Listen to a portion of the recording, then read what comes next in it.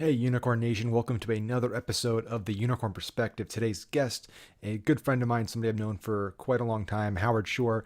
He is a business strategist and coach. He helps companies, mainly the leaders of those companies, the C suite, with kind of supercharging their growth, with taking their business to the next level. And he's been an incredible coach throughout his career. He's worked with some of the biggest companies, some of the biggest coaching organizations in the world, and is somebody that we've personally worked with. So what's really exciting to me was when I get to interview people that are not just friends of mine and great connections and colleagues, but people that we've actually worked with and we've used their services to benefit us as a company or me as an individual. And, in this interview before we chatted, Howard and I were just catching up, and it's amazing. I was telling him, we used to have him come down for a quarterly retreat. So we would come and meet with our leadership team. We would do a quarterly retreat, basically spend 2 to 3 days just mapping out our quarterly, annual, 3 year, 5 year goals, strategies, KPIs, flywheels, everything that we needed to hit our goals as a company. And it's funny looking back on it with hindsight, so many things that he told us, pretty much everything that he told us during these meetings came true. Now, I'm not saying he's a prophet or can see the future, but what I'm telling you is that he has such a keen understanding in what it takes to be successful and to become a 8, 9+ figure business. He understands all the steps you need to take, all the things you need to do as a leader in terms of the focuses and priorities that you put into your business, the way you structure your business, to where you invest in your business. And one of the biggest things for us was we had diverted our focus. We were focused on too many things, and he really, really hit home with us so many times that you guys need to get laser focused on a singular thing, build that flywheel that you can just start really moving full circle, and that's going to propel you to achieve your goals.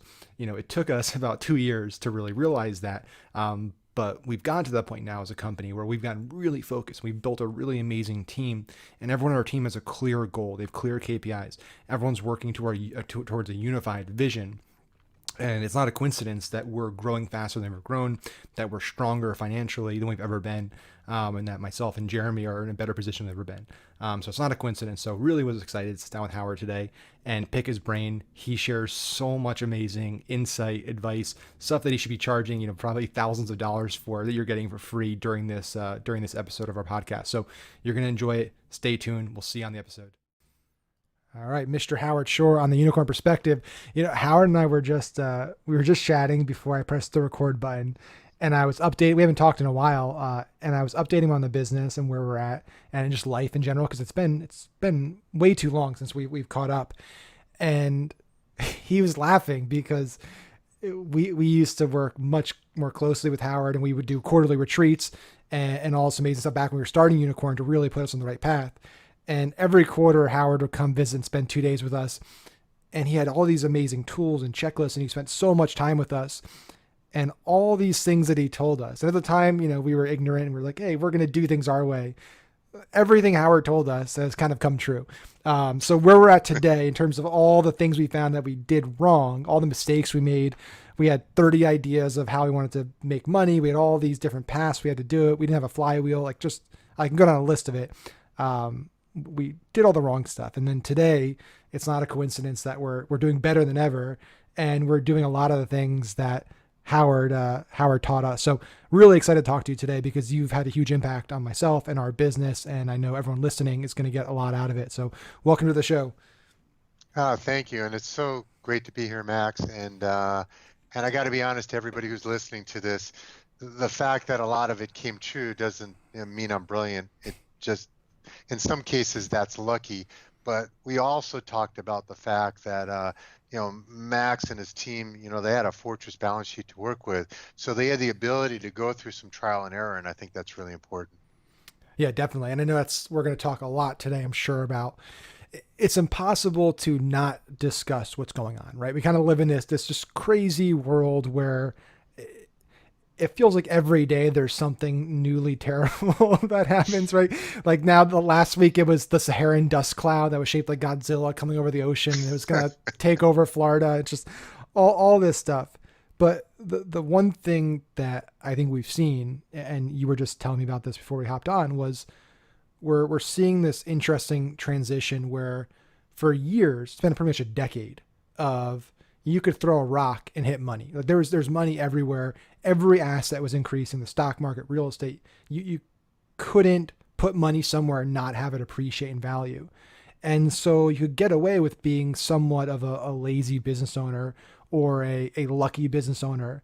And what's happened in the last 3 to 4 months has been this great equalizer where the luck's kind of gone. And now it's just down to how good are you as an operator. And so I'm curious, like, what do you think is really separating business owners and leaders right now who are thriving and business owners and leaders who are just, I'm at a loss, everything's breaking, the whole machine's falling apart, and I have 10 days left of cash? So that's a great question, but the thing is we can't put this all in one box. Yeah. So one of the things I said to you earlier, and actually I stole the saying from one of Vern Harnish's webinars that he did.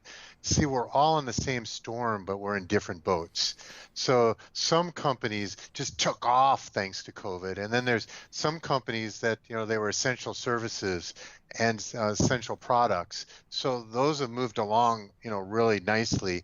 And then there's the rest of the companies that some of them, we've had some where they lost 100% of revenue and are just waiting for their market to open up again. And so they're different things. But what's interesting is if you look at all three of those buckets or four of those buckets, we all need the same thing. So first of all, if you have a product or service that does not solve a very important need now, you're in trouble. And whether it was COVID or not, you were in trouble. And one of the things that we're finding out is a lot of the companies that are struggling more right now, regardless of which one of those buckets they're in, is they had a bad strategy. And what I mean by a bad strategy is most business owners think that reason or the way in which they should compete is to be the best. But the key is actually to compete to be different, not to be the best. And it's really hard sometimes for us to wrap our heads around that. But if you look in almost every market segment, there was more supply than there was demand. That hasn't changed now. Actually, in a lot of the segments, demand shrunk. And even in the areas where demand grew and outstripped supply, that's only going to be for a short window. And so when that runs off, those organizations really have to have something that causes them to get their unfair share of the market. So the first thing I'm going to say is strategy is one of the most important and underappreciated things. People think it's a big corporate idea. And we worked a little bit with this with you. Yep. Strategy is how we go to market, why somebody chooses you over somebody else, because you have a different set of activities. And you shared with one earlier, and I don't know that you want me to give that away. That's fine. Yeah. But basically, your different set of activities were, hey, rather we're going to take all the risk on the account. All right. So we're going to take all the buyer's risk for our services. We will only do business with people that we know we're going to win. And then rather than charge a retainer every month, because we have this extraordinary value, we're just going to take a piece, which basically makes you kind of like an owner with those businesses. Yep. And as long as you keep growing and you keep giving them a great return or a great growth rate, they don't even worry about return anymore because they have no money other than they're giving you a piece of the stake. And so that was a way to play differently rather than be the best. And there's other companies that could do that, but they can't. And it gets to the second thing. You can't do that unless you have a great balance sheet. And one of the things I've talked with, a couple hundred leaders, I think, over the last 2 months. And there's been a constant discussion. One of the things I always try to figure out whenever I'm going to work with somebody or I'm trying to help a friend out is, what's your runway? And they're like, well, what do you mean, what's my runway? All right, so whether you're growing or not, growth sucks cash. Running sideways sucks cash. And then if you're actually not generating enough revenue to cut your costs, that sucks even more cash, right? And so when I ask business owners, okay, so how much does your business cost you per day before you run anything through the top line? They're like, I don't know. So all right, so you don't know what your real burn rate is. And then and a lot of businesses right now have been running negative cash flow, you're running negative cash flow, how much cash do you have sitting there to extend your runway? And so you guys had a great runway. When we met, you had tons of cash. You could have fucked around, excuse my language for We could anybody who's have. Yeah. listening, for 2, 3 years, and it didn't matter. So it gave you this ability to really try great things. Some of them fail, some of them not. But if you didn't have that balance sheet, you'd be in trouble. So the first thing we're challenging everybody is, how do you build up your fortress balance sheet so you can do smart things? And because once you have that, it creates a lot of opportunities. So going through, and obviously this is changing now because the loans are pretty much used up, but it's like, are you using government loans? Do you have a line of credit? Where else can we do to build up this balance sheet? Because folks, there's opportunity everywhere. You know, one of our clients is they actually for hotels, they provide the mirrors and other lighting and stuff that goes inside of when they're rebuilding and remodeling hotels or building new ones. And you can imagine that got hit pretty hard. Yeah. They had a fortress balance sheet. So the first thing they did was they actually showed their balance sheet to their customers and say, listen, when you're ready, most of the people in our industry are going to go out of business or they're struggling, and they may not be able to even source or get through your project because they may run out of cash and they're going to be robbing Peter to pay Paul. Hey, we are covered. Look how much cash we have right now. So you have high confidence now. And this, by the way, earned them some contracts away from the competition that were in progress because those people were worried about their vendors being able to deliver.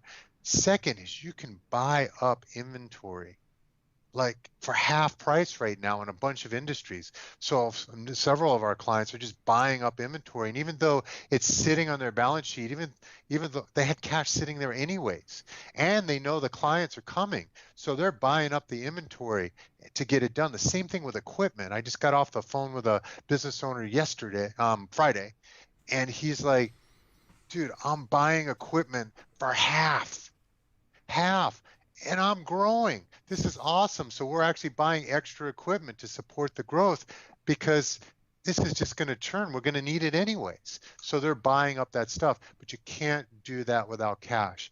And then once you get past strategy and cash, there's a couple other things I think you need. One of them is a cultural system. Right. So what is that culture? And you talked about this a little bit before we got on this this thing with everybody, is we need to build our own culture. You need to get a team of people that are excited about where you're headed. They need to know why you're there and where you're going. And then you need to build a culture so that they behave and act in a certain way that causes you to get and keep your customers happy. And without that cultural system, you may have a great product and service, but you're going to be a dud in the market because people are not going to be excited about working for you or with you. So the cultural system, I think, is super, super important. And then, you know, if I were to pick one other thing that is brilliantly simple in concept, but people are struggling with it, and you guys struggled with it also, is prioritization. Yep. People, particularly when you see opportunity, and how many CEOs can't see anything but up? Most of them, that's all they can see is up, right? And they can see all these ways to make money. So they start running and darting all over the place. And so they don't really kill it. And so the key that we're seeing, the people that are really taking advantage of right now are hyper vigilant in just having a few priorities that they're going to nail so that they can now take advantage of the strategy that they put in place to position themselves in the market. Yeah, all amazing tips and make complete sense. And it's amazing to, one of the first things you were talking about was this idea of differentiation, right? And separating yourself. And I was just maybe an hour before we hopped on, was listening to Alchemy, Rory Sutherland's book, who runs Ogilvy, and he was sharing this example of, it was a test. It's old agency back in like the 20s or 20s and 40s used to give copywriters. And it was basically, here's 2 quarters. You have 2 quarters. Sell me the one on the right. And it was a project for copywriters. And like the one copywriter who won it basically said, hey, this isn't just a quarter. This quarter was actually Marilyn Monroe's purse. This is Marilyn Monroe's quarter, right? So something as simple as that. And it was just it's not a quarter anymore. That was, something that belonged to Marilyn Monroe. And it's just this interesting idea of you don't have to reinvent the wheel. It's perspective. It's a lot of it has to do with psychologic instead of logic, and the way people think about things isn't always rational, right? Um, I want to ask like a tougher question, which is, what do you do? All this stuff makes sense, and it's all stuff that you need to do, but there are certain industries right now where you can't operate, right? There's just certain businesses right now where they could do everything. They have the smartest CEO, the smartest leader who knows all these things, knows their burn rate, knows everything, differentiates, has a unique brand, unique product, but they're in a market where it's just basically prohibited. It's either they're a bar and they're shut down, or they're a gym or something like that. And I'm sure you're working with some leaders in these spaces. What should people like that be doing? Should they be saying, hey, we need to just hunker down and look at how much cash we have and see if we can, kind of wait out the storm? Or should we be pivoting? Should we be trying to change our business model? Yeah, that is really a tough question. And I was also listening to a podcast this morning, and it was one of those uh, not WLRN, NPR NPR. podcasts, and they were talking with the guy who founded the Shake Shack Okay. and his trials and tribulations. And he was talking about even them, a public company, billion-dollar company. He's like, we're balancing several things. Up through now, he's been very, very social oriented, and they even created a fund to take care of their employees, and they have been working on different things to try to keep things moving. But at the end of the day, he also has a responsibility with shareholders. So the first thing he realized was this is going to be a longer runway than we expected. So they went out and raised a bunch of capital to increase the runway. And that's why I'm telling you, raise capital and increase your runway. Now, those people wouldn't have given him and his organization a lot of money if they did not believe in the strategy and the plan as this comes out. How are you going to make money? What are you going to do with this? People do bet on track records, right? Yep. He also said, though, he says at some cases, it's not prudent to try to keep everything open. So he was one of the first ones in the market to actually let everybody go. He's just like, this is not going to be good. And it's actually not good for them or good for us to keep going. I guess the question and the challenge I would put to anybody on here is, the first question I have is, how good a business did you have when you started? So, and I'll go back to this podcast I listened to earlier. There were some restaurants that he owned. They're a conglomerate of a bunch of different restaurant ideas. Several of them failed miserably. All of us have had businesses that have failed miserably, yep. Right? And his biggest challenge was, he said, one of his concept, he closed it down 2 years too late. He should have really done it 2 years earlier. And then one of the next concepts he had to shut down, he shut down much faster. So the first question you've got to ask yourself is, because you're going to come out the other side, did you have the right model to begin with to come out the other side strong? Or were you perpetuating a bad business? I can't tell you, by the way, how many people I talked to, they were barely scraping by pre-COVID. It's going to be harder out the other side. You better have something people are going to need and want. And even if you're a restaurant, you better be positioned in such a certain way that sets you apart, because otherwise you're just not going to make it. Just because the market opened again, it's not going to be like before. As you mentioned earlier, before you could be an idiot and grow a business. You just had to show up, and you were doing well. And the ones that weren't really messed up. I don't know what they were thinking, right? So now I'm looking at these businesses, and there's a couple of things you need to look at, though. So, we've got one client right now, and they serve the airline industry, and they are very, very dependent on international travel. So you can imagine, I don't want to divulge their name or what they're doing, but they're hurting. They're hurting, and you got to acknowledge that runway is going to need to be much longer than if they were just doing stuff domestically. So, one of the questions we asked and challenged them is, why weren't you winning any of that domestic business? because it's a sign there was something wrong in their model. And so right now we're trying to figure that out because domestic is opening. And if they created something that is different, as that market starts taking off, they can start grabbing that share away from the competition, and they'll come out in the runway stronger than if they just wait for international. So in their particular case, I was like, don't wait. You may regret this. You have no idea. This is too uncertain to wait for this runway. So don't do that to yourself. So in their case, we're pivoting. The other thing is all businesses have core competencies. These are capabilities, right? They're not products and services, they're capabilities. They're things that you should be best in the world at. And if you don't have any of those, that's a wake-up call also. But now what you got to do is you got to look at your core competencies and say, how can I pivot? And by the way, it may not be with your existing team. You may need a different team using that core competency to deliver in a different market, in a different product and service. And you've got to start looking at that. So we're doing a lot of strategic planning around where could we pivot?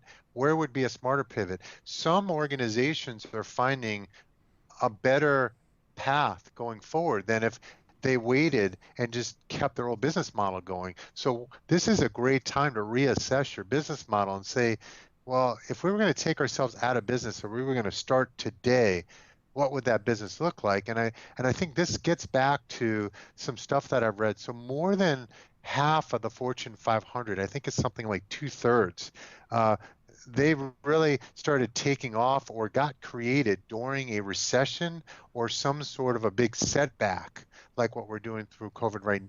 So we got the double play right now, but all of them, that 50% or more actually got created now. So you better believe that they looked at the market from they had no baggage. And I'm going to tell you to get rid of your baggage and say, if you were to enter business today, what would you do?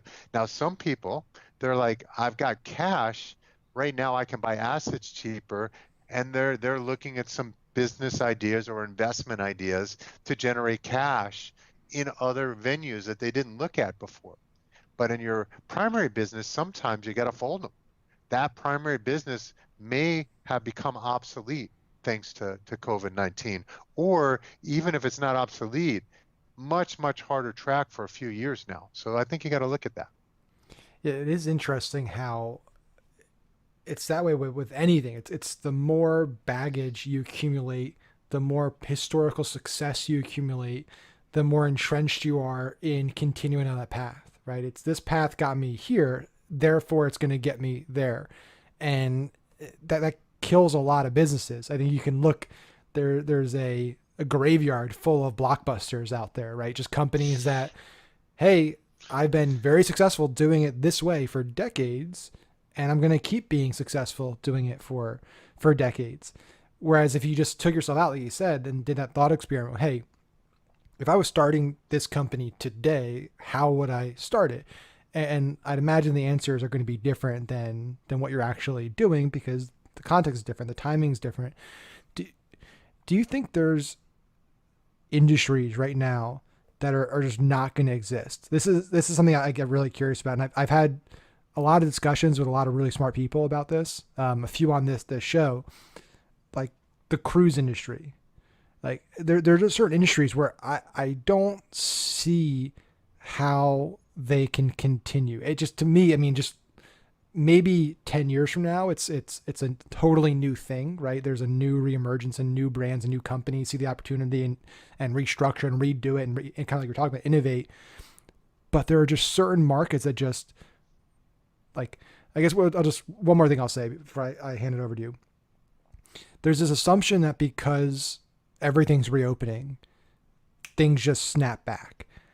But I think what's happening right now, nothing's fundamentally changed about COVID. Nothing's really changed, right? It's the same disease as it was a month ago, as it was 3 months ago. We're, closer to vaccine, but the idea of vaccinating billions of people, that's an ordeal. So even when we get to a vaccine, it's still going to take months, if not years, to get it to everybody and get everyone to take it and finance it and pay for it and all that stuff. Consumer behavior is going to be different. Like we're living this world where we go to the grocery store and there are stickers on the ground for us to walk certain ways. There are big plastic plexiglass walls up by cash registers. Everyone's wearing masks. There's sanitizer everywhere. People aren't just going to stop after you've been doing that for months. They're not just going to switch back. So I'm curious, like, if you think there are certain industries, certain categories that are either going to be permanently altered for like years or decades, or just are going to disappear. So, and there's a website that's been put up, and I can share with you the link later. And there's a guy out there tracking where he sees the kind of the puck heading, the whole Gretzky thing, and I think he identified 135 different business opportunities of where he thinks the puck's headed. Oh, wow. It's really hard to guess whether a and you've really got a hyper segment to say something's going to go away. And by the way, things don't go away easily. Yeah. However, I think you hit the nail on the head. I think consumption's going to change. Let's just kind of run for fun and out loud here about the cruise line industry. I think, long term, right now, I don't want to get on one of those boats. That's me. All right. I don't want to get into a tin can. No offense to the cruise industry out there, and right now be around a whole bunch of strangers that I can't trust are going to do things properly. But in the long term, the reason cruise lines took off is we love to travel. And a lot of people don't have, and some of them go on different cruises because they have a lot of wealth. But if you look at the mass of what the cruise industry takes advantage of, it's this big value proposition. You can go see a whole different, multiple countries, a whole bunch of cities, and it's much cheaper than if you tried to fly around, dart around. You could do it cheaper, and you can have some really good food if you go on the right ones. And the cost proposition, the value proposition, that doesn't go away because of COVID. What they're going to have to do is navigate rough seas. So what they're going to have to figure out is, all right, how do we regain the confidence of people we know are going to travel again in the future? Now, that pie may shrink for a little bit. You have a recession, maybe a very heavy recession. Some disposable income for a lot of people may disappear. So that will go away, but everything's a cycle. So money's going to come back, prosperity is going to come back at some point, and then you're going to have all those people still wanting to see destinations they've never seen. So the question is which cruise line does a better job sooner in regaining confidence that, hey, you can get on our boats and you'll be at least no more at risk than you would doing anything else. So this is how we sanitize. This is how we help you stay safe. And by the way, they already had to deal with that. And there were outbreaks on ships long before COVID, and they had to figure out how to contain it. And I remember one trip I took with my family, my wife Sylvia got sick. And even though they couldn't prove she had a virus or whatever, we were all locked in our cabin for the next 3 days until we got on land. And there was nothing we could do. And they've gotten pretty good at identifying and how to control it. So I think an industry like that's going to be fine. Where I think there's going to be changes in consumption, learning, for example. For years we've talked about the value of online learning. Not me personally, but just people that are in the industry, and it never really took hilt. And I participated in some really stellar virtual summits where you have like in 2 hours, 10 thought leaders, 15 thought leaders, each giving 10 minutes of things we need. I actually preferred that than going and spending 2 days at a summit, trying to listen to the same people, and they had a whole hour to tell me the same thing for a whole hour. Now they had to get it down in 10 minutes. So I think learning will move online. I think some of the stuff we're used to going live to, there will always be a percentage, and I still like going in person, a percentage of learning and meeting that will come back in person. But I think we've now lost some of that permanently. And if some organizations are smart, they're going to continue to do these virtual summits. Some of the companies we know and are close to us made far more profit this year Way more profitable doing virtual summits than they ever did in person. They reached a lot more people, and profit per person was far more than when they did them in person. So you better believe if they're not stupid, they're not going to let that go. If they have that audience, they shouldn't let that go. Same thing with online learning. We're starting to see, well, maybe we don't want to travel. Look at how much money has now come back to companies' profit lines because everybody's not on planes, trains, and automobiles, right? So I believe a lot more learning is going to happen online. So those are two obvious ones. Think about what happened for Zoom. Huge. Huge, but it wasn't just Zoom. Zoom took advantage. Zoom has always been there, right? And for them, it was like, what took you all so long? You have all been going in person for meetings that you don't need to. Us as coaches, we've been doing two-day, full-day meetings like we did with you guys, using tools like Mural and Zoom and all other kinds of online tools to recreate what we normally did in the room. And so people are putting stickies up and moving stuff around, and you're just doing that online.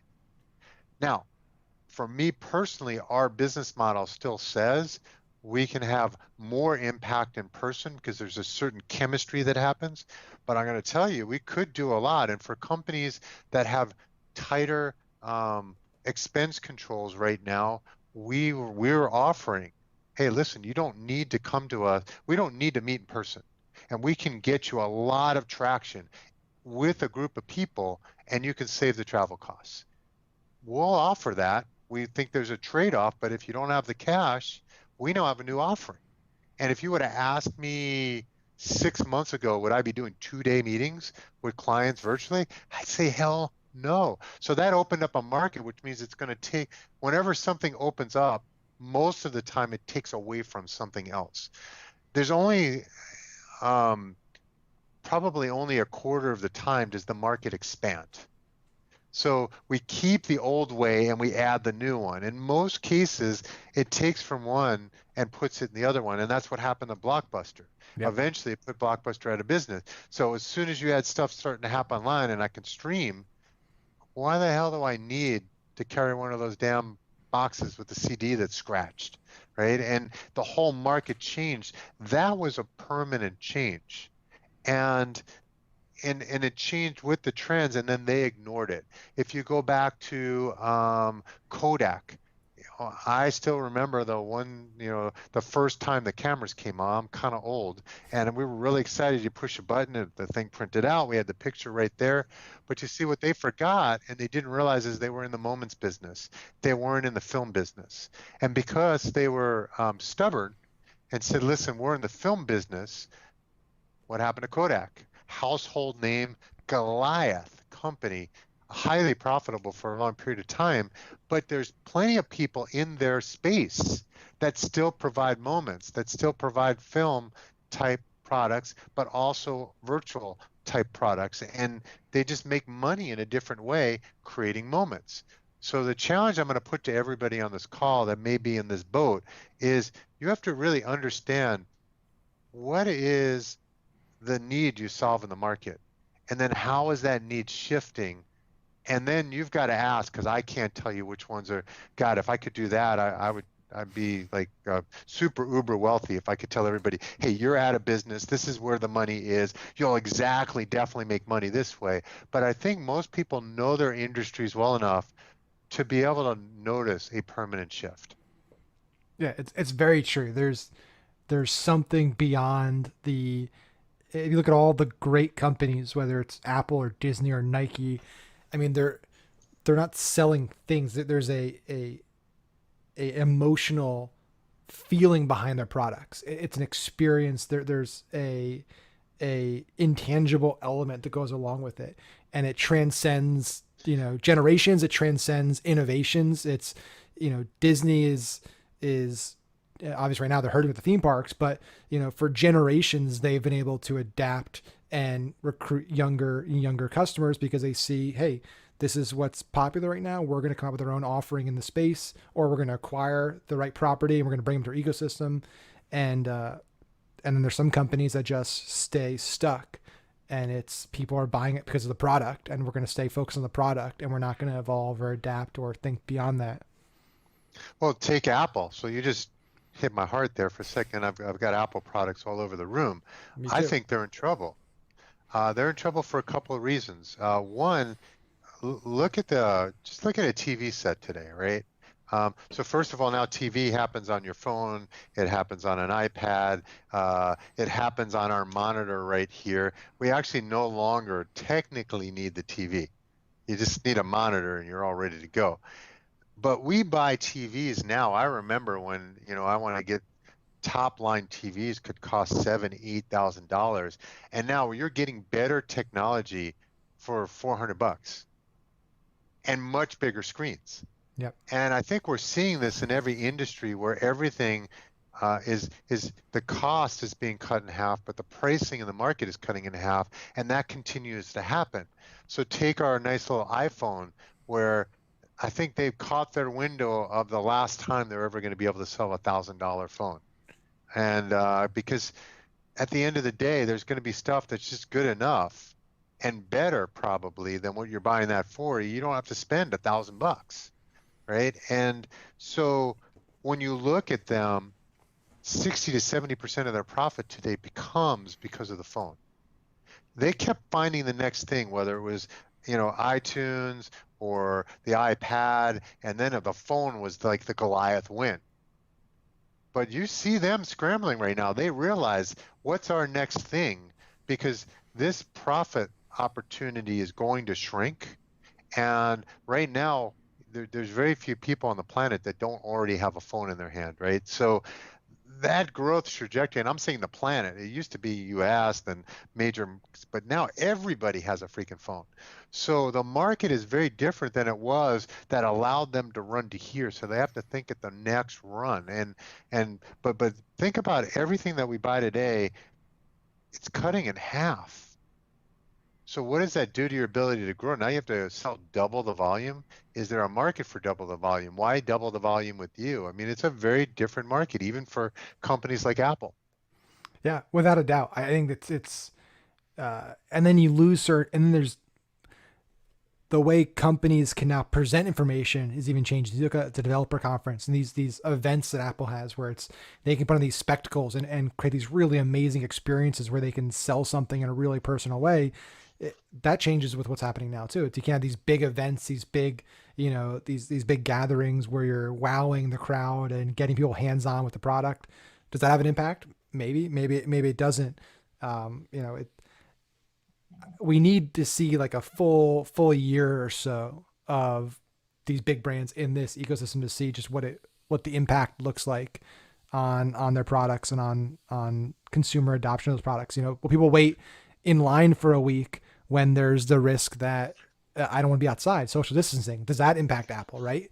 And it's true, like, because that's part of the thing. Momentum, excitement. It's the fear of missing out, FOMO. It's every year you see the people lining up at Apple stores and say, well, I want an iPhone. There's people waiting a week at the Apple store in New York. Like, but if nobody's waiting in lines anymore and they lose that excitement. It sounds silly, but those intangible things have a big impact on these mega brands like Apple that has such a cult following. If you can't really see the cult, it's it'll be interesting to see what that actually looks like. So one of the things is, as I'm thinking and as we're talking, because obviously we didn't know what we're going to talk about in advance, I think people need to get much better at seeing the trends. And the problem is we have something called willful blindness. Mm-hmm. We tend to find the data that supports our belief systems we already have, and we tend to cloud out the other stuff that we don't like what that's telling us, or we don't even want to go there. Let's take, for example, are you familiar with the managed services industry where the IT companies are basically, they're your outsourced IT? Yep. I think that's been an industry that's been dying for the last several years. And I can't believe how many of them are out there. Now, there could be a consolidation play in terms of how do I gobble up, whatever market share is left. But think about it this way. For most things, I can just Google and it'll tell me how to fix something. Do I really need to pay a monthly retainer to an IT company for something I can fix in minutes? And then the other thing is the software fixes itself. All the other stuff is pretty much fixing itself. So their whole help desk concept, the volume of help desk work is probably a quarter and I might be extreme here, but it may be a quarter of what it was just 3, 4 years ago because software's got so much better, technology's gotten so much better, hardware's gotten so much better. And so I see markets like that are going to be really hard for the small. So once you get in that curve of a business model and it's in the decline, and I would say they're in a decline, that's when first gobble up happens, and then finally there's a few standing because I don't know that it'll go completely out of business.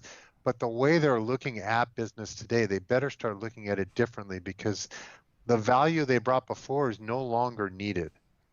100%. So how do you, and it's an interesting concept we talked about, the spotting trends and identifying trends. It's a challenging thing for me, at least, being a data person. This goes back to, again, this alchemy book. It's just super relevant to this conversation where you're talking about logic and psychologic and the fact that most consumers and people like to think the world operates rationally. We try to make everything logical. Economic theory, science, it's all 1 + 1 = 2.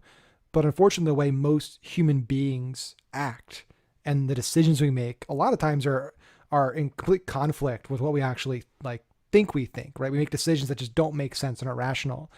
And so doing things like Steve Jobs did, which is like the iPhone, it's, who he said nobody needs this. Like, it's, I didn't make this product because people needed it or asked me for it. It's like I made it because he's a visionary, right? And there's a lot of other theories. He was, he had button phobia and some weird stuff, and he wanted to make a device that didn't have any buttons. There's all kinds of weird stuff with Steve Jobs, but like the Dyson vacuum, like who sits there and says, you know what, people, they love vacuuming so much and buying vacuums so much that what they really need is a $500 vacuum that looks pretty. Like, but again, now you have we have a Dyson vacuum, we have the Dyson hair dryer thing I bought there. So like we probably have $1,000 worth of Dyson stuff in our house, and it's not a smart idea. Like going and saying, hey, I want to give me $100 million, venture capital group or PE fund to invest in this new high end vacuum business. Like that's a stupid idea. So I'm curious, like, how are you approaching or helping leaders approach that process? Because obviously you need to look at data. You can't just go in there and go with my gut 100%. You need to have a certain amount of data and research, but there is an element to it, right? That's just, there's something that's not logical about saying this is a good idea. This is a trend. This is an idea that I should roll out and experiment with. I'm just curious what your thoughts are on that. So first of all, I'll even take our industry because I was almost wanted to just laugh out loud as we're talking. But So you could I've have. never met when I try to sell what we do. I've never had a CFO come back and say, "Man, that's a great idea. We're going to go and do that." Whenever somebody says, "I'm going to go back to speak to your CFO," I'm like, "All right, wait a minute. You know they're going to tell you not to do this." Because they're trying to add 1 + 1 = 2, and all they see is one minus a whole lot of dollars. Yep. And meanwhile, our track record has consistently shown that net profit margin has grown with us in it. All right. So, but it's hard for them to wrap their heads around because they just see, well, a big paycheck. But going back to this from like a broader perspective. So the hard part of looking at trends, so too often people try to make their strategy sitting in a box by themselves. And you need a good team. And sometimes that team is an advisory board. Sometimes that team is like we met because of a CEO group we were in together. You've got to be able to bounce things off of people. And see, I think the great ones bounce enough things, and they're really good at listening. They hear the objections. They don't necessarily buy into all the objections, but they genuinely listen. They don't listen to rebut. They listen to take in more data because they already know what they know, or they think they know. What they don't know is what everybody else knows that they don't know. And I took this class, by the way. It's called Neurological Linguistic Programming. NLP. Yep. And really deep stuff. And one of the things that the instructor taught us was that, we're taking in millions of bits a second, and our brain, and I forget the statistics, so forgive me, she's probably going to get mad at me. It was like 0.1% of everything that's in front of us. Like I'm standing in a room right now, and I've got windows, I've got shelves and all that. I'm not paying attention to any of that, but it's all going on around me. I mean, somebody could be getting killed right outside my window right now, but I'm paying attention to you. So the challenge for us as leaders is to open up our view, to see the entire arena that's around us. So instead of sitting in the front row seats, I want to sit all the way up the top because I want to see the whole arena. The more I can see a broader arena, I can take in more data and make different decisions. I think part of what you need to do is, first of all, most organizations and most leaders don't have a framework for it. And so they are not, they may once in a while say, all right, what do you see out there? But they're not really doing it with a challenging, open mind. And so at least once a quarter, I would say, every week and every month, we should be having mechanisms where our employees are bringing in data, our customers are giving us data, the market's giving us data. And we have all these different things to pull from. And it can sound daunting, but if you're paying attention, you'll start seeing trends happen. Like, for example, if you're a managed service provider, I'll go back to that one, you can see that the amount of time your help desk has to spend on an individual client is much lower than it was before. You just have to pay attention, right? The data's there, you can see it. And so for us, what we want to do is you want to start asking yourself questions like, all right, so the economy is going to be in a recession. What happens to companies in our industry in a recession? Go back to the last ones. What happened? Why do you think that happened? But you have to start creating a set of assumptions. So if you're going to build a business, it's built on assumptions. We're assuming when X happens, Y happens. Well, now go and make sure that when X happens, Y happens. Well, then ask the question, what happens if we add Z? So this, to me, works really well when you have a strategy session and you kind of, and I'll go back to that question. So if we were entering the industry right now and wanted to put us out of business, how would we do it and why would it happen? And I'm going to tell you that leaders have trouble having that discussion. In their mind, they can't fathom that they're Kodak. They can't fathom that they're Blockbuster, right? They're like, I'm just a little mom and pop whatever, or I'm a mid-market company. And so that can't happen to us because the runway has to be forever. But that's how, I mean, think about Google. I mean, Google came long after Yahoo and then owned that space and actually became a verb, Yeah. right? So it's in the dictionary now. Just Google it. But they looked at the market differently than Yahoo did. And I think in every industry, companies are cropping up. And sometimes, by the way, they don't crop up for the reasons we think they're going to. And this is the cool thing about entrepreneurs. Entrepreneurs tinker, tinker, tinker, and then all of a sudden they notice, oh my God, this is sticking. Like when you and I were talking earlier, you tinker, tinker, tinker. Oh wow, this is sticking. Now I need to double, triple down. You gotta keep firing, small little bullets until you find the really thing that you want to load up on. But you have to keep doing that because the market's constantly changing. And I think, if I were to challenge everybody that's listening to this right now, I would go back and ask the question, how do I put myself out of business and then start that business model? That's a great question. I mean, it's a tough question to ask, like you said, because nobody likes to think that it's even possible, and so I think people avoid that conversation. They avoid thinking that way because it's not a good discussion to have, but it's an appropriate one and it's a smart one if you care about the long term success of your business. So I want to be respectful of your time. I know if people are like me and they're listening, they're like, hey, Max worked with Howard and he said all those other Howard said came true. So basically Howard's a prophet and can predict exactly what's going to happen for your business. Not setting this up too high, but I know you have a new book coming out, which I'd love to hear. I want to hear more about it for myself. And then also for anybody listening, if they, want to work with you, if they want to learn more, what would be the next best step for them if they want to take that next step there? Man, thank you so much for offering. So first Of of course.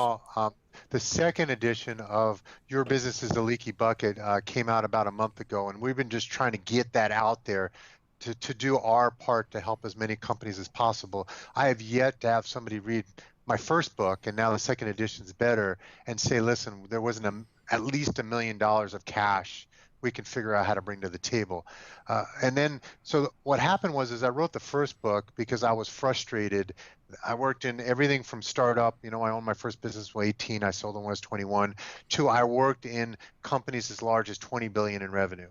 And one of the things that I saw was there was cash leaking everywhere. And when I talk about cash, it's like growth was just getting destroyed because the way, and I worked for some great companies. I mean, they were considered leaders in their industry and they were wasting cash.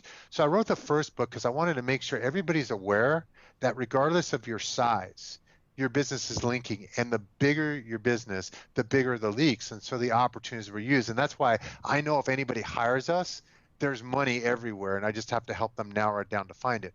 Well, then the second book came out because the first book, while it had some how-to, it didn't show you the whole framework. So one of the things we realized is the reason we were so successful was we had a complete framework.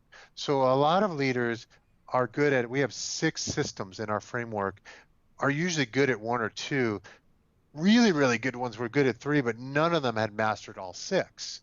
And so we built framework around that. We wanted to make everybody aware, listen, you're probably, if you follow this, you're probably leaving a lot of money on the table because you're so hyper-focused on 3 of the systems that you're missing the other 3 systems. So I wanted to make sure they could see the 6 systems. And then let's be honest, not every company is ready to hire us. Not every company is ready to go. And so I wanted a how-to book so they could start doing a bit on themselves. We give all our tools away for free. I shared a lot of detail in the book. Then what will happen is folks will read the book and they'll be like, man, this is a lot. And just for those of who want to know what the systems are, I mentioned a few of them earlier. So the center of the universe is cash. And without cash, without oxygen, forget about all the rest of it. And on the bottom, you have a cultural system. That cultural system tells us where and why we're going where we're going, and excites everybody in the organization in such a way so they're more engaged. And then 2, we call it an ecosystem. 2 key trees in our ecosystem is the human capital management system, which is how you make sure you have the right structure and you keep and grow the right people that are going to deliver your promises. On the other side is team cohesiveness. So, and as you know, we use a lot of Pat Lencioni stuff. And what we do there is we want to make sure that the team is functioning the way they are, so they're having the conversations they need and the debates they need, so that the other 2 systems can work really well, which is strategy. So the strategic system, if you ask most leaders, what's your framework for strategy? And it's like, well, we get in a room and talk once in a while. There's 12 steps just in the base framework that we use. And then the execution system. So how do you have meetings? How do you set priorities? How do you make it all visible? How do you get accountability going?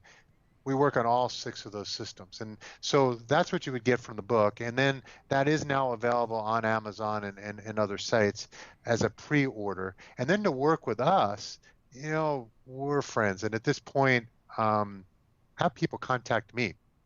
So you can go to my email address, shoreh@activategroupinc.com. So it's shoreh@activategroupinc.com. And you'll find I respond. People are like, do you even work? Because you respond back so quickly. We will set something up. It may not always be with me, but it will be with our national team of coaches. Somebody will get back to them, and somebody just needs to call me. This will be crazy, but I'll give out my cell phone number. It's 305-401-5647. Hey, call me. We'll jump on a call, and you know, maybe we don't work together, but I give you some ideas that'll make your business go boom. Amazing stuff. And just again to reiterate, you know, when we first started Unicorn, we spent several quarters working with Howard, and they were grueling sessions. We would spend 2.5 days nonstop, kind of working out of Jeremy's house at the time, and they were full day sessions. We filled out a lot of tools and worksheets and all kinds of stuff, but it's hard to see in the moment when you're doing these things because it's such painful work and hard work, and you fight and resist it. It's hard to see the impact until you get to you hit your goals, and then you look back and you see, oh, these were things that we did, and you piece things together that you did along the way. And I can 100% say that the stuff we did together was a major contributing factor in where we're at today. So I haven't had a chance to even, really thank you for all of that. It's made a huge impact on myself. It's made a huge impact on Unicorn, and hopefully for people listening that are at a point in their business, they really want to grow and want to work with somebody that can help them get there. they'll reach out to you to learn more. So thank you again for all your help. Thanks for being on the show, and we'll see everyone next week on next Unicorn Perspective. Thanks, everyone. Well, I hope you enjoyed that episode. I know I have a blast with all these episodes. This is something I really have fun doing. This is a passion project for me. There's no real big agenda here, but I've been getting a lot of requests from people that listen to the show, that watch it, wherever they're watching it, for how they can learn more, how they can get into the community, the unicorn community. So I wanted to record this little outro just as a way to tell you more about how you can get deeper into our community, learn more, engage more, build deeper relationships, and all that good stuff. But first, if you enjoy these episodes, wherever you're watching, if you're watching it on Facebook, YouTube, if you're listening on Spotify or iTunes, make sure wherever you are, if you like this, give it 5 stars, give it a thumbs up, give it that like button, wherever you are, right? It's going to be different wherever you are. Write a review and make sure you subscribe so you get the latest episode that drops every week on Thursday. Now, if you want to join our free Facebook group, it's growing like crazy. We now have over 23,000 people in that group. Just go to Facebook and search Marketing Strategies for Business Leaders. That's our free Facebook group. Amazing content in there. We're starting to really build it up and do some cool stuff there. If you want to go further, if you want to invest in yourself, if you want to be part of our kind of premium program, specifically to learn advanced cutting edge paid traffic skills, be able to ask me questions on a weekly basis, be able to have me personally review your ads, your funnels, your landing pages, all that good stuff, go to Paid Traffic Training, all one word, paidtraffictraining.com. You'll be able to learn all about that program. It's a monthly program, gives you access to both my Facebook courses, private Facebook group, and again, we do weekly calls where I do a 90-minute call with our students, and they can ask me anything. I share the latest and greatest stuff. I can review, ads and funnels and all that good stuff. I do audits, Q&As, amazing stuff, and that's just $97 a month. It's month to month, no long-term commitment. So if you want to be part of that, paidtraffictraining.com. If you don't, but you want to just be part of our group, go to Marketing Strategies for Business Leaders. That's on Facebook. Just search that. Join our free Facebook group and join the Unicorn community. And remember, give it 5 stars, hit that like button.